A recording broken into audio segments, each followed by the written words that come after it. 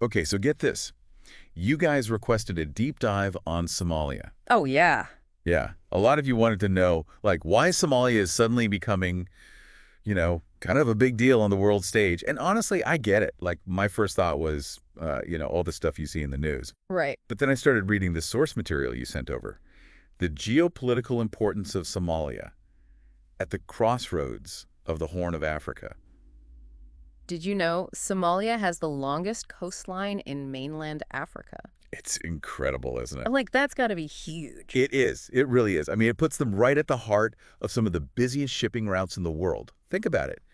A gateway between continents. Yeah, I mean, over 20,000 ships passing through those routes every year. At least. That's a lot of traffic. It's a choke point, basically. Oh, yeah. That's actually how one of the experts in the source described it, choke point for international trade.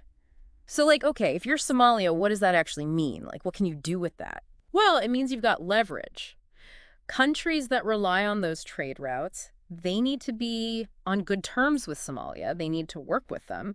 And we're seeing that play out in a big way. Okay, so who are we talking about here? Who's trying to, get in on this action? Well, China, for one. China. Yeah. They're investing heavily in Somalia. Makes sense. Infrastructure, ports, you name it.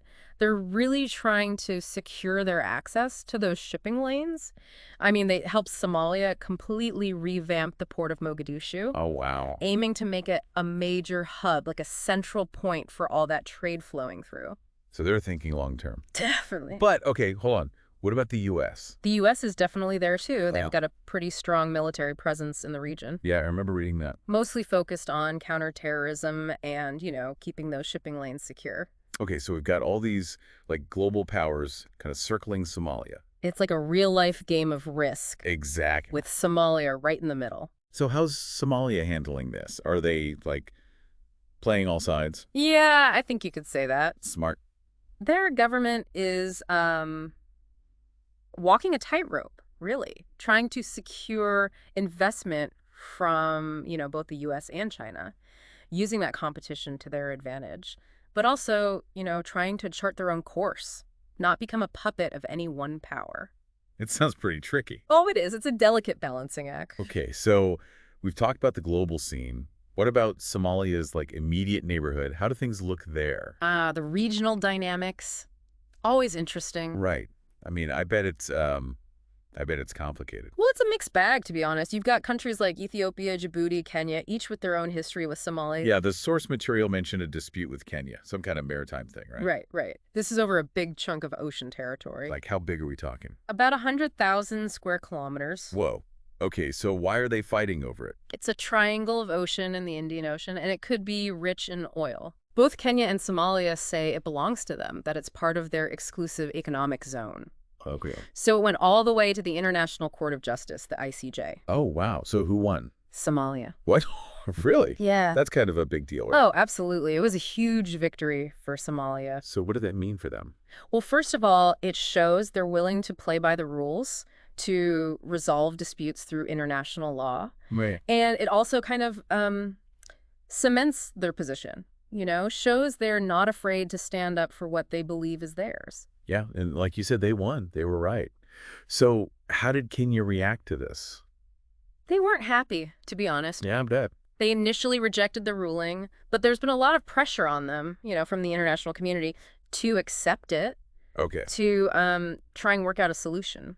So this could be a turning point. Maybe. It's a delicate situation, but it could be a chance for them to start fresh, to cooperate more on things like, maritime security. Oh, that's interesting. So there's one more thing we got to talk about. Mm-hmm. And I think it's kind of the elephant in the room. Yeah, I know what you're going to say. Al-Shabaab. Right. I mean, you can't talk about Somalia without talking about Al-Shabaab. No, you can't.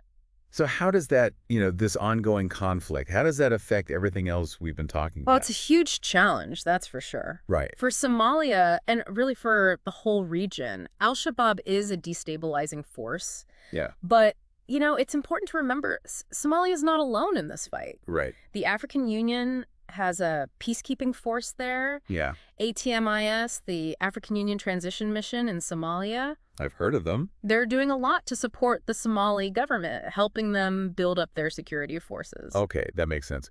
But, I bet some of our listeners are thinking, okay, so why should I care about this? Like, this is happening way over there. Why does it matter to me? That's a fair question, but here's the thing. Instability anywhere can have ripple effects, right? It can create problems far beyond its borders. Okay, so how? Well, think about it. If Somalia is dealing with constant conflict, it's hard for them to attract foreign investment, to develop their economy, to play a positive role in the region. That makes sense. But if they can stabilize, if they can get a handle on things, it benefits everybody. More trade, less terrorism, more opportunities for the Somali people. So it's in everyone's best interest for Somalia to succeed. Exactly. Okay, so after all this, like diving into all these different aspects of Somalia, Yeah. what's the big takeaway? Like, what should we be watching for? I think it's about potential. Potential. Yeah. Somalia has this incredibly strategic location, tons of resources, and, they're starting to play the game really well. Okay. The geopolitical game. They're engaging with different countries, using their leverage, they're asserting themselves on the international stage. But the big question is, can they overcome these internal challenges? Can they deal with al-Shabaab and create a more stable environment? Right. If they can, I think Somalia could become a major force in the region. Wow, that's a lot to think about. It is. I had no idea Somalia was this, like, interesting. Most people don't. So as we, pay attention to what's happening there, Mm-hmm. what should we be asking ourselves? Well, here's something to ponder.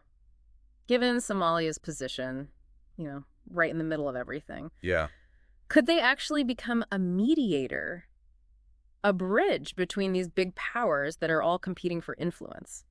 That's a really good question. Like, they could be the ones to bring everyone together. Exactly. Wow. All Okay, listeners, we're going to leave you with that one. That's something to chew on. Definitely. And be sure to let us know if there are any other deep dives you want us to take on. We're always looking for new topics to explore. Until next time. See you then.